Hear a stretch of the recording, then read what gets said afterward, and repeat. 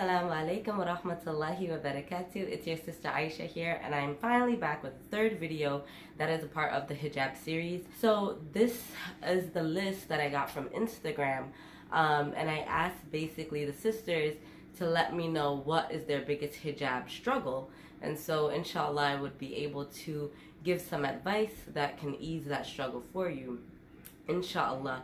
I think the biggest shock to me was that many of the sisters expressed that sorry guys, I'm a little sick. Many of the sisters expressed that their biggest struggle with hijab is having Muslim family discourage them or be a barrier of them wearing hijab, and honestly that really shocks me. It's just, you know, honestly it couldn't be for different reasons. It could probably be for safety reasons or, you know, other reasons. I'm not sure exactly if the messages that I got, if these sisters lived in non-Muslim countries or in a Muslim country, I'm not sure, but I'm assuming it is a non-Muslim country, so maybe that could be one of the reasons. So I will just read the list to you and inshallah give you the advice. Also, I want to say I do regret not messaging you sisters on Instagram personally when you did send me this list of the things that you find hard with hijab. Please forgive me for not personally messaging you back and giving you the advice and waiting so long to just make a video about it. Next time, inshallah, I will personally send a message and also make a video, inshallah. So this is the list. Hijab struggles. Number 1, convincing parents to let me wear the hijab. I think this is for younger sisters, maybe in their teen years or could be early 20s that still live at home with their parents. And I would say if you are trying to convince your parents that you want to wear hijab, first I would say make dua about it. Make dua that, you know, Allah is the turner of hearts. Make dua that Allah turns their heart towards understanding you and being an encouragement for you to wear the hijab. Secondly, I would say is that know why you want to wear it, because you have to make a strong case to them, especially if they don't want you to wear it. Make sure you know why you want to wear it, and make sure that when you speak to them with respect and just humble yourself and just let them know that this is just something that you've been looking into. You want to please Allah subhanahu wa ta'ala, you want to get closer to your religion, and this is a part of the religion that you feel will help you become closer to Allah. And even if they say harsh things towards you, I mean, just take it with a grain of salt and you know, just keep making dua about it. But make your points, make your reasons why you want to wear it. You can show them the evidences of the Quran and Sunnah about the hijab and its importance. Obviously, just keep in mind that when you're conveying this to them, it's in a respectful way, inshallah.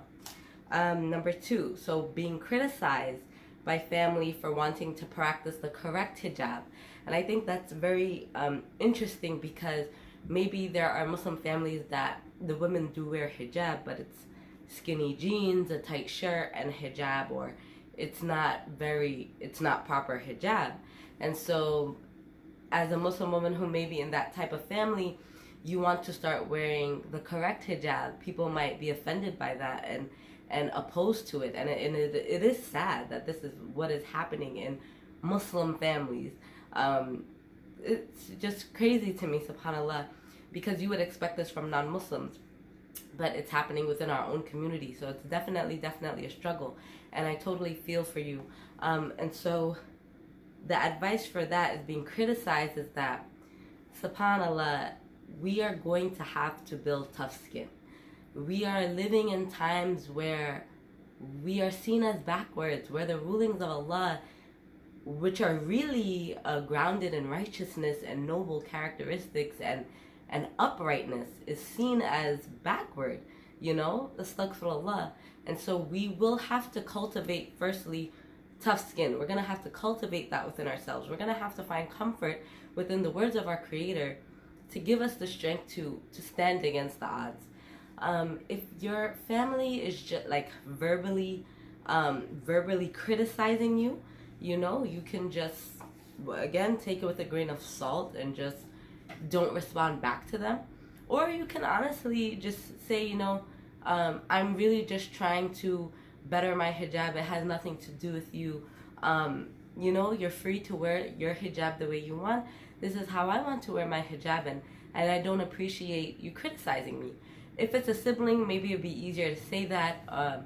Somebody your same age. If it's your parents that are criticizing you, it's definitely hard to say that. But you can just say that, be honest, you know, it hurts my feelings that you are saying this about me, or that you're saying this about my hijab.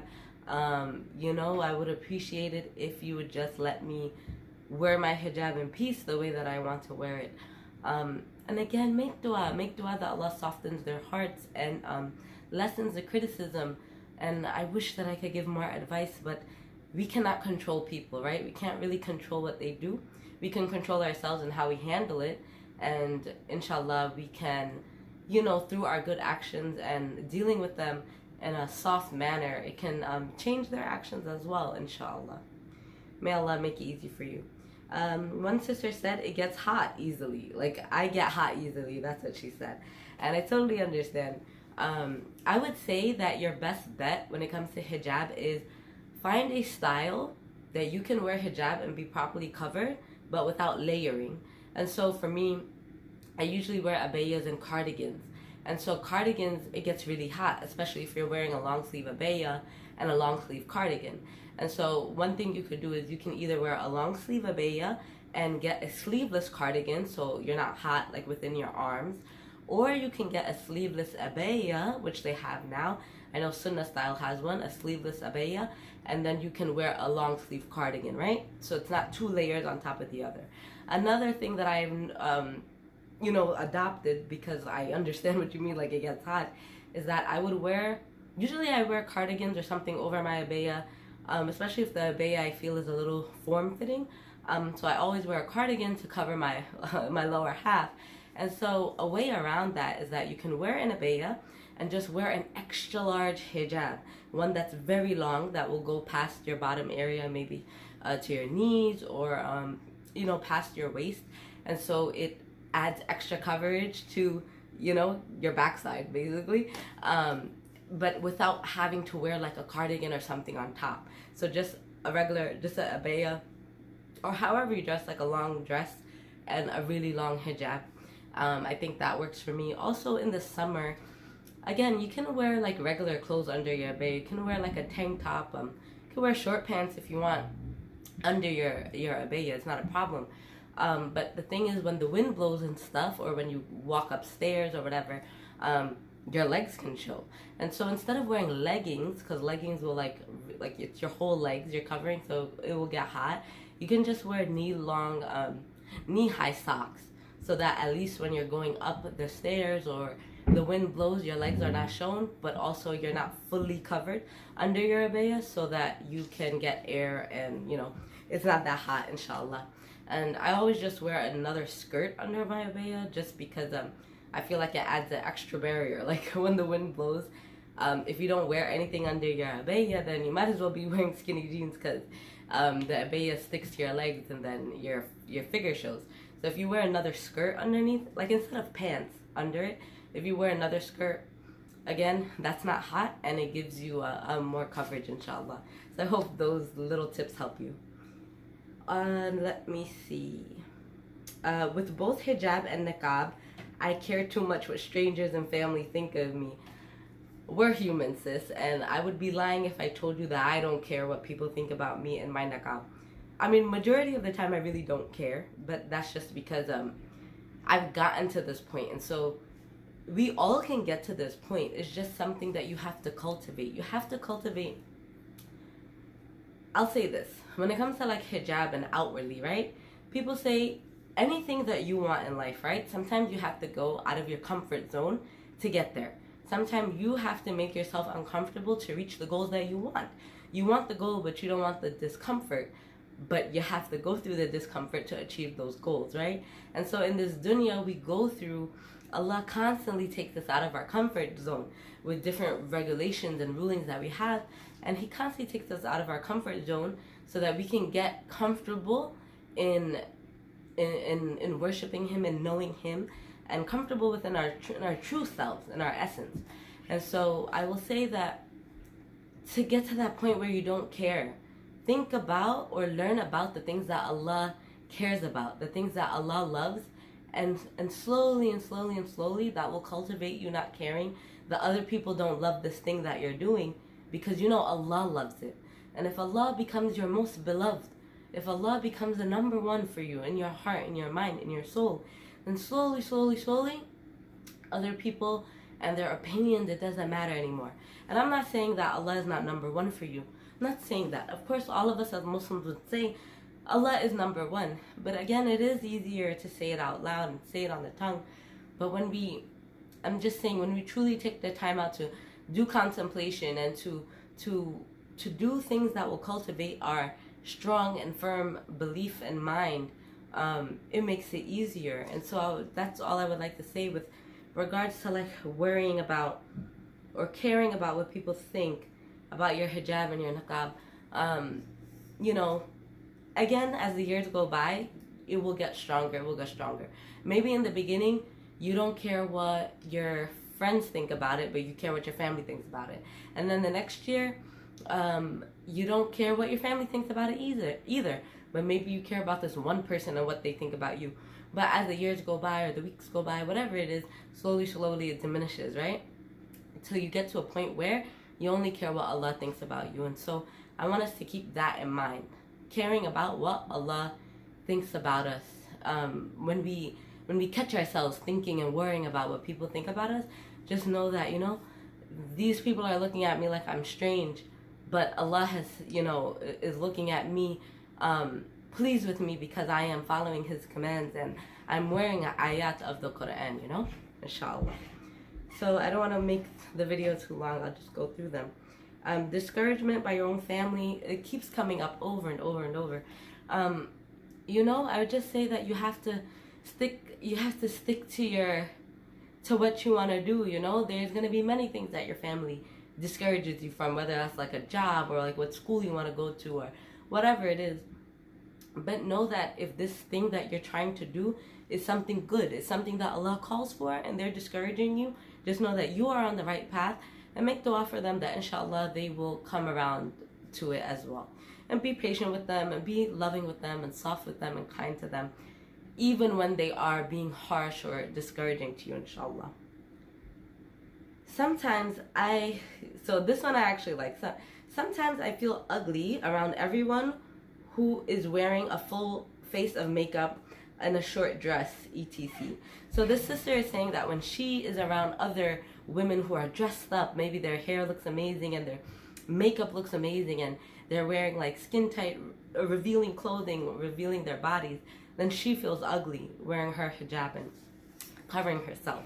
And so my advice to you, sister, would be, if you feel like this, try to increase beautifying yourself on your own. Try to increase, like when you're home, inshallah, you're just with your family, looking nice with your family, putting on makeup by yourself in your room and dressing up in your room, and, you know, just, who cares? Put on some makeup, put on a nice outfit, and then just go sit and do your homework, whatever it is. But if it makes you feel beautiful, do it, inshallah. Moving on, I might just run through these, inshallah. A sister who lives in India says that she has gotten rejection from marriages, and her family blames it on the hijab, basically. Honestly, sis, like, I know that is so disheartening and so hard to go through, but you do not want any man who doesn't want you to follow the commands of Allah. And so Allah is doing you a favor. If these suitors or whatever potential spouses are rejecting you because of the hijab, the problem is not in your hijab. The problem is with them. The problem is with them, their understanding of their religion, and yes, seriously. And so do not begin to dislike your hijab or blame your hijab for that. It's nothing with your hijab. It is with the hearts of these people, and they are rejecting you because they do not understand the commands of Allah. It's that simple. And I pray and I ask Allah to make it easy for you and to bring you a righteous spouse who will encourage you to follow the commands of Allah, inshallah. Another sister said feeling safe outside. In the West, people stare and sometimes harass. As for feeling unsafe outside, I will definitely tell you, girls, if you have a brother, a father, a husband, whoever, ask them to teach you self-defense if they know self-defense. Ask someone to go with you to a self-defense class. Learn self-defense on YouTube in your spare time or anything like that, because it is up to all of us. Whether you wear hijab or not, you can get harassed, okay? You can get harassed for the color of your skin. You can get harassed for simply being a woman. You can get harassed for anything. So it's not about being visibly Muslim or the hijab that is the reason you're getting harassed or whatever. Someone can harass anyone for whatever they want to harass them for. But it is we cannot control people, but it would be in our best interest to learn how to defend ourselves. As human beings, all of us should know how to defend ourselves.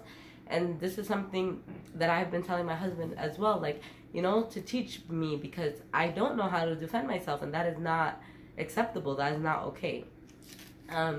If you're in the West, I don't know, it matters what state you're in, you can carry pepper spray. You should look it up if you're allowed to carry pepper spray in whatever state you live in. If it's legal for you to have it, I don't think it's bad to have it. But definitely try to learn self-defense. As for people harassing, you know, and staring, the stares, who cares? But the harassment, if it's verbal, let it go. But if it's physical, then yes, we need to learn how to defend ourselves, inshallah. Again, non-supportive family make it difficult. Someone is worried about their future job. I'll just read the rest for you. Someone is worried about future jobs. Will a job hire them in hijab? Parents are against the niqab. I feel you on that one. Finding work while wearing the correct hijab. Baby hairs coming out.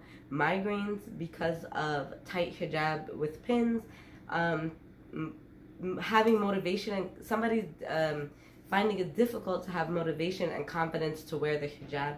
Another one is having hijab slip in public and not realizing it. Can't find a job with niqab. In teenage years, it's hard to wear hijab due to fashion.